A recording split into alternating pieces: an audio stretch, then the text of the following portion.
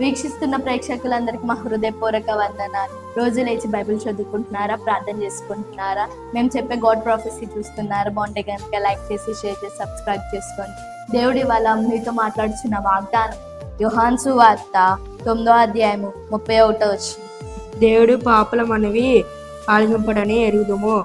ఎవడైనను దేవభక్తుడై ఉండి ఆయన చిత్తం చొప్పున జరిగించిన ఎడల ఆయనవని ఆనవి ఆలకించును.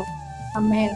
దేవుని చిత్తానుసారంగా మనం జీవించాలి. ఇక్కడ టాపిక్ ఏంటంటే దేవుని చిత్తము చెప్పున. అంటే చిత్తము అంటే మీనింగ్ ఆయన ఇష్టానుసారంగా మనము ఆయన ఇష్టానుసారంగా మనం జీవించాలి. అంటే మనం ప్రార్థన చేస్తూ ఉంటే కొంతమందికి జవాబులు రావు. మనము అప్పుడప్పుడు తలగా ఉండట్లేదు, అప్పుడప్పుడు అవమానం పడుతూ ఉంటాం. ఎందుకు? మన ప్రార్థనలో దేవుని చిత్తం అనేది మెన్షన్ చేయట్లా. అప్పుడు మనం మెన్షన్ చేయాలి, దేవా నేను ఈ పనికి వెళ్తున్నాను, నీ చిత్తం లాగా, నీ చిత్తంలో ఏదుందో అలా జరిగించు తండ్రి అని మనం రోజు మనం ప్రార్థన చేసుకోవాలి. అప్పుడప్పుడు మనం అనుకుంటాం లోకానికి ఒక చిత్తం, లోకానుసారంగా ఒక చిత్తంగా ఉంటాం, దేవునికి సగం సగంగా ఉంటే దేవుడు మనకి జవాబులు ఇస్తారని నమ్ముతారా? నమ్మరు. పూర్తిగా దేవుని చిత్తానుసారంగా మనం జీవించాలి.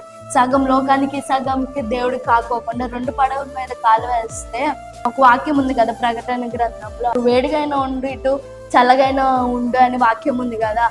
ఇటు ఉంటే లోకానుసారంగా ఉంటే దేవుని వైపు ఉండు, రెండిట్ల మధ్యలో మనం కాలు వేస్తే అవ్వదు.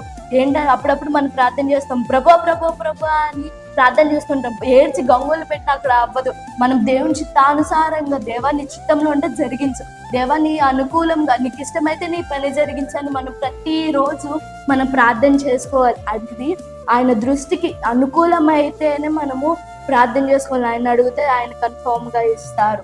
ఈ చిన్న వాక్యం దేవుడు దీవించును గాక. Amen. Please like, share and subscribe to our praise church YouTube channel.